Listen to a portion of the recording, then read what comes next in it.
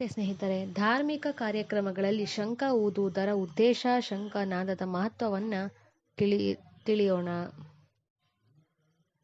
ಹಿಂದೂ ಧರ್ಮದಲ್ಲಿ ಶಂಖಕ್ಕೆ ಬಹಳ ಮಹತ್ವವಿದೆ. ಇದನ್ನು ಕೇವಲ ಸಂಗೀತ ವಾದ್ಯವನ್ನಾಗಿ ನೋಡುವುದಿಲ್ಲ, ಸಂಸ್ಕೃತಿ, ಆಧ್ಯಾತ್ಮಿಕ ಭಾವದ ಸಂಕೇತವೆಂದು ಪರಿಗಣಿಸಲಾಗಿದೆ. ಪೂಜೆ, ಪ್ರಾರ್ಥನೆ ಆರಂಭಕ್ಕೂ ಮೊದಲು ತನ್ನನ್ನು ಶುದ್ಧೀಕರಿಸಲು ಶಂಖದಿಂದ ಹೊರಹೊಮ್ಮುವ ಧ್ವನಿಯನ್ನು ಪರಿಸಲಾಗುತ್ತದೆ. ಶಂಖವು ಅದೃಷ್ಟದ ಸಂಕೇತ ಮಾತ್ರವಲ್ಲದೆ ಹಲವು ಮಹತ್ವಗಳನ್ನು ಹೊಂದಿವೆ. ಹಿಂದೂ ಧಾರ್ಮಿಕ ಆಚರಣೆಗಳಲ್ಲಿ ಹಾಗೂ ಸಮಾರಂಭಗಳಲ್ಲಿ ಶಂಖ ಅತ್ಯಗತ್ಯ. ಕೆಲವರು ತಮ್ಮ ಮನೆಯ ಪೂಜಾ ಕೋಣೆಯಲ್ಲಿ ದಕ್ಷಿಣಾಮೂರ್ತಿ ಶಂಖವನ್ನು ಇಡುತ್ತಾರೆ. ಶಂಖವನ್ನು ವಿಷ್ಣು ಮತ್ತು ಲಕ್ಷ್ಮೀ ದೇವಿಯ ಸಂಕೇತವೆಂದು ಪರಿಗಣಿಸಲಾಗಿದೆ. ಪುರಾಣಗಳ ಪ್ರಕಾರ ವಿಷ್ಣುವು ಪಾಂಚಜನ್ಯ ಎಂಬ ಶಂಖವನ್ನು ಹಿಡಿದಿರುವುದನ್ನು ಕಾಣಬಹುದು.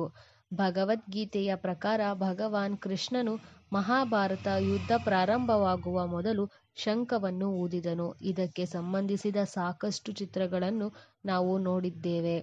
ಇತಿಹಾಸದುದ್ದಕ್ಕೂ ಶಂಖವನ್ನು ಮಹಾಯುದ್ಧಗಳ ಆರಂಭವನ್ನು ತಿಳಿಸಲು ಬಳಸಲಾಗಿದೆ. ಕರ್ತವ್ಯಕ್ಕೆ ಕೆರೆ, ಕೆಟ್ಟದರ ಮೇಲೆ ಒಳ್ಳೆಯದರ ವಿಜಯವನ್ನು ಇದು ಸೂಚಿಸುತ್ತದೆ. ಶಂಖದ ಹಿಂದಿನ ಕಥೆ. ಶಂಖದ ಹಿಂದೆ ಒಂದು ಸಣ್ಣ ಕಥೆಯೂ ಇದೆ. ವೇದಗಳ ಪ್ರಕಾರ ಶಂಖಾಸುರ ಎಂಬ ರಾಕ್ಷಸನನ್ನು ಸೋಲಿಸಿದ ನಂತರ ವಿಷ್ಣುವು ಅದರ ಶಂಕುವಿನಾಕಾರದ ಕಿವಿಯ ಮೂಳೆಯನ್ನು ತೆಗೆದುಕೊಂಡು ಅದನ್ನು ಊದುತ್ತಾನೆ. ಅದರಿಂದ ಓಂ ಶಬ್ದವು ಹುಟ್ಟುತ್ತದೆ ಎಂದು ಹೇಳಲಾಗುತ್ತದೆ. ಹೀಗೆ ಶಂಖನಾದವು ಕೆಟ್ಟದರ ಅಳಿವನ್ನು ಸೂಚಿಸುತ್ತದೆ ಎಂಬುದು ನಂಬಿಕೆ. ಶುದ್ಧತೆಯ ಸಂಕೇತ ಶಂಖ. ಶಂಖದಿಂದ ಹೊರಸೂಸುವ ಶಬ್ದವು ಪರಿಸರವನ್ನು ಶುದ್ಧಗೊಳಿಸುತ್ತದೆ. ಇದು ನಕಾರಾತ್ಮಕ ಶಕ್ತಿಗಳನ್ನು ದೂರವಿಡುತ್ತದೆ ಮತ್ತು ಧನಾತ್ಮಕ ಭಾವ ಹೊರಹೊಮ್ಮುವಂತೆ ಮಾಡುತ್ತದೆ ಎಂದು ನಂಬಲಾಗಿದೆ. ಧಾರ್ಮಿಕ ಆಚರಣೆಗಳಿಗೂ ಮೊದಲು ಶಂಖ ಊದುವುದರಿಂದ ಸುತ್ತಲಿನ ಸ್ಥಳ ಶುದ್ಧವಾಗುತ್ತದೆ ಎಂದು ನಂಬಲಾಗಿದೆ. ದೈವಿಕ ಅಂಶ. ಶಂಖದ ಧ್ವನಿಯು ದೇವರನ್ನು ಕರೆಯುವಂತಿದೆ. ಧಾರ್ಮಿಕ ಕಾರ್ಯಕ್ರಮಗಳನ್ನು ಪ್ರಾರಂಭಿಸುವ ಮೊದಲು ಶಂಖವನ್ನು ಊದುವುದು ಎಂದರೆ ದೇವರುಗಳನ್ನು ಆಹ್ವಾನಿಸುವುದು ಎಂದರ್ಥ. ಈ ಶಬ್ದವು ಆರಾಧಕರು ಮತ್ತು ದೇವರ ನಡುವೆ ಸಂಪರ್ಕವನ್ನು ಸೃಷ್ಟಿಸುತ್ತದೆ ಎಂದು ನಂಬಲಾಗಿದೆ. ದೇವಸ್ಥಾನಗಳಲ್ಲಿ ಶಂಖ ಊದುವುದೇಕೆ? ಹಿಂದೂ ದೇವಾಲಯಗಳಲ್ಲಿ ಆರತಿ ಅಥವಾ ಪೂಜೆಗಳಂತಹ ದೈನಂದಿನ ಆಚರಣೆಗಳ ಆರಂಭವನ್ನು ಗುರುತಿಸಲು ಶಂಖವನ್ನು ಊದಲಾಗುತ್ತದೆ. ಕೆಲವರು ಬ್ರಾಹ್ಮಿ ಮುಹೂರ್ತದಲ್ಲಿ ಎದ್ದು ಪೂಜೆ ಸಲ್ಲಿಸಿ ಶಂಖ ಊದುತ್ತಾರೆ. ಈ ರೀತಿ ಮಾಡುವುದರಿಂದ ಮನೆ ಶುದ್ಧಿಯಾಗುತ್ತದೆ ಎಂಬ ನಂಬಿಕೆ ಇದೆ. ದೀಪಾವಳಿ, ನವರಾತ್ರಿ ಮತ್ತು ದುರ್ಗಾ ಪೂಜೆಯಂತಹ ಹಬ್ಬಗಳ ಸಂದರ್ಭದಲ್ಲಿಯೂ ಶಂಖವನ್ನು ಊದಲಾಗುತ್ತದೆ. ಇದರ ಧ್ವನಿಯು ಹಬ್ಬಗಳ ಆರಂಭವನ್ನು ಸೂಚಿಸುತ್ತದೆ, ಆಧ್ಯಾತ್ಮಿಕ ಸಾರವನ್ನು ನೆನಪಿಸುತ್ತದೆ. ಶಂಖವನ್ನು ಊದುವುದರಿಂದ ವಾತಾವರಣದಲ್ಲಿರುವ ರಾಜಸಿಕ, ತಾಮಸಿಕ ಅಂಶಗಳು ಮತ್ತು ನಕಾರಾತ್ಮಕ ಶಕ್ತಿಗಳು ದೂರವಾಗುತ್ತವೆ. ಶಂಖವನ್ನು ಊದುವುದರಿಂದ ಮಾನವರು ಪವಿತ್ರ, ಶಾಂತಿಯುತ ಮತ್ತು ಮಂಗಳಕರವೆಂದು ಕಂಡುಕೊಳ್ಳುವ ಸಾತ್ವಿಕ ಗುಣಗಳನ್ನು ಆಕರ್ಷಿಸುತ್ತದೆ.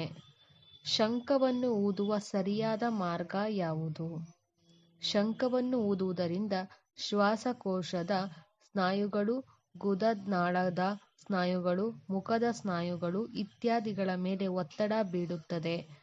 ಅಜಾಗರೂಕ ಊದುವಿಕೆಯಿಂದ ಕಣ್ಣು ಮತ್ತು ಕಿವಿಯ ಸ್ನಾಯುಗಳನ್ನು ಸಹ ಹಾನಿಗೊಳಿಸಲಾಗುತ್ತದೆ. ಅದಕ್ಕಾಗಿಯೇ ಶಂಖವನ್ನು ಹೇಗೆ ಊದಬೇಕು ಎಂದು ತಿಳಿದಿರುವುದು ಮುಖ್ಯವಾಗಿದೆ.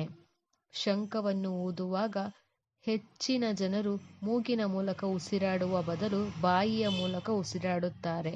ಆದರೆ ಈ ರೀತಿ ಮಾಡುವುದರಿಂದ ಗಾಳಿಯು ಹೊಟ್ಟೆಯನ್ನು ಪ್ರವೇಶಿಸಲು ಮತ್ತು ಹೆಚ್ಚು ಕಾಲ ಉಳಿಯಲು ಅನುಮತಿಸುವುದಿಲ್ಲ. ಅದಕ್ಕಾಗಿಯೇ ಶಂಖವನ್ನು ಊದುವಾಗ ಮೂಗಿನ ಮೂಲಕ ಗಾಳಿಯನ್ನು ಒಳಗೆಳೆದುಕೊಳ್ಳಬೇಕು. ಶಂಖವನ್ನು ಯಾರು ಊದಬಾರದು? ಶಂಖವನ್ನು ಸರಿಯಾಗಿ ಊದದೇ ಇರುವುದರಿಂದ ಆರೋಗ್ಯ ಸಮಸ್ಯೆಗಳು ಎದುರಾಗಬಹುದು. ಹಾಗಾಗಿ ವೃದ್ಧರು, ಹರ್ನಿಯಾ ಅಥವಾ ಅಧಿಕ ರಕ್ತದೊತ್ತಡದಿಂದ ಬಳಲುತ್ತಿರುವವರು ಶಂಖವನ್ನು ಊದದಂತೆ ತಜ್ಞರು ಸಲಹೆ ನೀಡುತ್ತಾರೆ. ಏಕೆಂದರೆ ಈ ಕ್ರಿಯೆಯು ಅಂಗಾಂಗಗಳ ಮೇಲೆ ಹೆಚ್ಚಿನ ಒತ್ತಡವನ್ನು ಉಂಟುಮಾಡುತ್ತದೆ. ಸ್ನೇಹಿತರೆ, ಈ ದಿನದ ಮಾಹಿತಿ ನಿಮಗೆ ಇಷ್ಟವಾದಲ್ಲಿ ದಯವಿಟ್ಟು ಲೈಕ್ ಮಾಡಿ, ಶೇರ್ ಮಾಡಿ, ಕಮೆಂಟ್ ಮಾಡಿ, ಸಬ್ಸ್ಕ್ರೈಬ್ ಮಾಡೋದನ್ನು ಮರಿಬೇಡಿ. ಧನ್ಯವಾದಗಳು.